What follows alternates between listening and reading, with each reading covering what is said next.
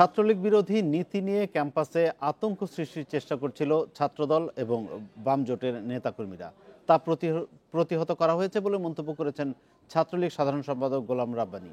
বিকেলে ঢাকা বিশ্ববিদ্যালয়ের মধুর ক্যান্টিনে ডাকসু নির্বাচন পরবর্তী সংবাদ সম্মেলনে তিনি এসব মন্তব্য করেন। হল প্রভোস্টে হামলা করেছে, হলের জানালার কাঁচ ভেঙেছে, আপনারা দেখেছেন, এবং দরজা ভেঙেছে। সেখানে আপনার আমাদের যে চিফ রিটার্নিং অফিসার শ্রদ্ধাভাজন মাহফুজ স্যারের উপর হামলা করেছে, চরমভাবে হেনস্থা করেছে। আমরা ইতিমধ্যে সাধারণ শিক্ষার্থীদের পক্ষ থেকে শুনেছি তারা 5 জন শিক্ষার্থী একসঙ্গে থানায় গিয়েছে, তারা মামলা করছে। যারা গিয়েছে তাদের নামে মামলা হচ্ছে, ইতিমধ্যে সম্মত রুজু হয়ে গেছে। আমরা ইতিমধ্যে দাবি জানিয়েছি তাদের স্থায়ীভাবে একাডেমিক বহিষ্কার করার জন্য। ডাকসু নির্বাচন নিয়ে আরও খবর জানাতে বিশ্ববিদ্যালয় ক্যাম্পাস থেকে যোগ দিচ্ছেন আমাদের সহকর্মীরা। শুরুতেই সিনেট ভবন থেকে যোগ দিচ্ছেন সহকর্মী মাসুদুর রহমান। মাসুদ, কেন্দ্রীয়ভাবে কখন ফল ঘোষণা করা হবে আর কতক্ষণ বাকি?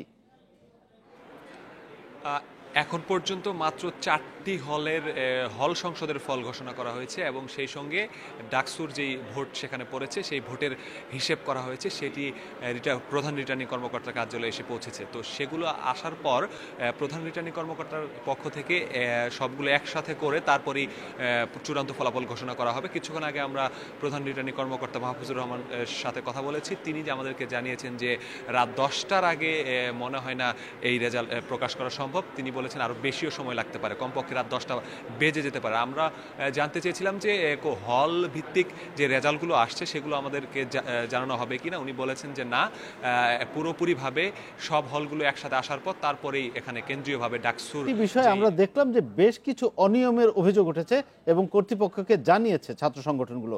সে ব্যাপারে কর্তৃপক্ষ কি বলছে? বিকেলের দিকে এসেছিল এখানে যারা ভোট বর্জন করেছিল ডাকসুর পদে, তো তারা এসে এখানে লিখিত অভিযোগ দিয়ে গিয়েছে প্রধান রিটার্নিং কর্মকর্তার কাছে। তো তিনি তখন আমাদেরকে বলেছিলেন যে এই যে অভিযোগটি দিয়েছে এটি তাৎক্ষণিকভাবে ব্যবস্থা নেওয়ার কোনো সিস্টেম নেই। তারা সেটিকে নিয়ে তাদের যে নির্বাচন পরিচালনা কমিটি রয়েছে সেখানে সেটি তুলবেন এবং সেটি নিয়ে পরবর্তীতে সিদ্ধান্ত গ্রহণ করা হবে। তো তাদের আন্দোলনকারীদের যারা আন্দোলন করছে এখন তাদের পক্ষ থেকে বলা হয়েছিল যে আপাতত এই সিদ্ধান্ত আসার আগে ফল স্থগিত করে তারপরে এই বিষয়ে সিদ্ধান্ত নেওয়া হোক। তো সেটির বিষয়ে তিনি এড়িয়ে গেছেন। তিনি বলেছেন যে যেহেতু ভোট হয়েছে সেটির রেজাল্ট আজকেই প্রকাশ করা হবে। তাদের বিষয়ে তাদের যে অভিযোগ, তাদের যে দাবি, তাদের যে লিখিত অভিযোগ, এটির বিষয়ে কখন সিদ্ধান্ত নেওয়া হবে এটি এখন পর্যন্ত আমাদেরকে জানানো হয়নি এবং নির্বাচন পরিচালনা কমিটি থেকেও জানানো হয়নি, প্রধান রিটার্নিং কর্মকর্তার পক্ষ থেকেও জানানো হয়নি।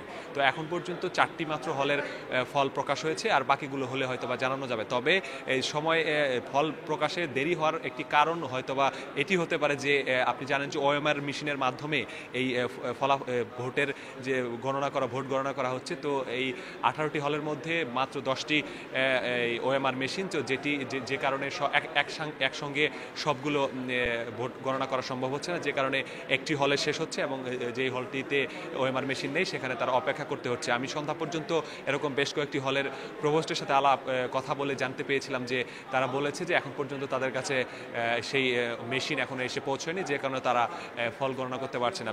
দুপুর 2টার পরে। মাসুদ, আপনি আমাদের সঙ্গেই থাকুন। আমরা এবার যাচ্ছি নূরে আলমের কাছে। তিনি আছেন ঢাকা বিশ্ববিদ্যালয়ের সূর্য সেন হলে। নূরে আলম, আপনার কাছেও জানতে চাচ্ছি যে ফল প্রকাশের সর্বশেষ কি তথ্য আপনার কাছে আছে?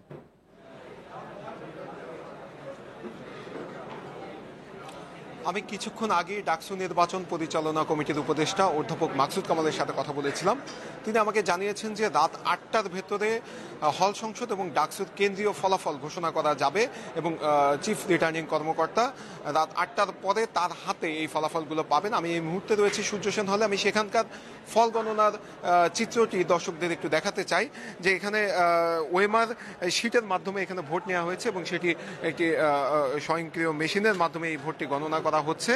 আর এই মেশিনের সংখ্যা কম বলে এক একটি হল ঘুরে ঘুরে এসে সিরিয়াল অনুযায়ী এসে এক একটি মেশিন আসছে, তাই এই ফল গণনায় বেশি সময় লাগছে বলে এই হলের প্রাধ্যক্ষরা আমাদেরকে জানিয়েছেন। তারা বলছেন যে যত দ্রুত সম্ভব এই ফলটি ঘোষণা করা হবে।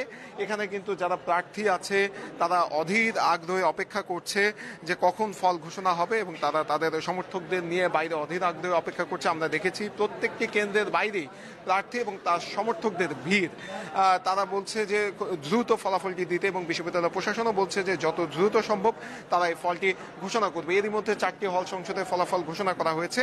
সেই সাথে আমি আজকের সারা দিনের অবস্থা একটু দর্শকদের জানাতে চাই যে সকাল থেকে ছাত্র হল যে 13টি রয়েছে সেই হলগুলোতে মোটামুটি সুষ্ঠুভাবে ভোট হয়েছে, সেখানে ভোটারদের উপস্থিতি সন্তোষজনক ছিল। আমরা সকাল থেকে লম্বা লাইন দেখেছি এবং ছাত্ররা বলেছে তারা নির্বিঘ্নে ভোট দিয়েছে, অনেকটাই নির্বিঘ্নে ভোট দিয়েছে। তবে ছাত্র দল, প্রগতিশীল ছাত্র জোট এবং ছাত্র অধিকার সংরক্ষণ পরিষদের প্রার্থীদের অভিযোগ ছিল যে সাধারণ শিক্ষার্থীরা এই হলগুলোতে নির্বিঘ্নে ভোট দিতে পারেনি, তাদেরকে নানাভাবে বাধা দেওয়া হয়েছে।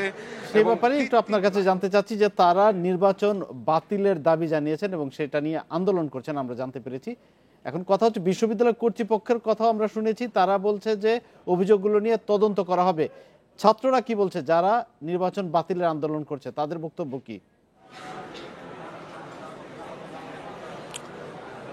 আমি কিছুক্ষণ আগেও প্রগতিশীল ছাত্র জোটের ভিপি প্রার্থী লিটন নন্দীর সাথে কথা বলেছিলাম। তারা এই মুহূর্তে বৈঠকে বসেছে এবং কিছুক্ষণ আগেই তারা আমাদেরকে জানিয়েছে যে আগামীকাল থেকে লাগাতার ধর্মঘটে যাবে তারা। সকাল 10টায় রাজু ভাস্কর্যের সামনে বিক্ষোভ সমাবেশের মধ্য দিয়ে তাদের আগামীকালের সমাবেশ শুরু হবে। এবং তারা বলেছে আজকের রাতের মধ্যে যদি ফল বাতিল না করা হয় এবং ডাকসু নির্বাচন বাতিল করে পুনঃ তফসিল না দেওয়া হয়, তাহলে আগামীকাল আরো কঠোর আন্দোলনের হুঁশিয়ারি দিয়েছে তারা। এছাড়া ছাত্র দলের ভিপি প্রার্থীর সাথে আমরা কথা বলেছিলাম, তারাও বলছে যে তারাও কঠোর আন্দোলন কর্মসূচি দিবে, তারাও অবরোধ কর্মসূচি ডেকেছে। এবং কালকের যে রাজু ভাস্কর্যে কর্মসূচি আছে প্রগতিশীল ছাত্র জোটে, সেখানে তারাও আসবে বলে আমাদেরকে জানিয়েছেন। আজকের দুপুর 1টার দিকে ছাত্রলীগ ছাড়া অন্য ছাত্র সংগঠনগুলো নির্বাচন বয়কট করে বিক্ষোভ কর্মসূচি পালন করে। পরবর্তীতে তারা উপাচার্যের কার্যালয়ের সামনে কালকের কর্মসূচি থেকে আমরা জানতে পারবো পরবর্তী তাদের পদক্ষেপগুলো সম্পর্কে। ধন্যবাদ। বিশ্ববিদ্যালয় ক্যাম্পাস থেকে ডাকসু নির্বাচন নিয়ে বলছিলেন সহকর্মী মাসুদুর রহমান এবং নূরে আলম।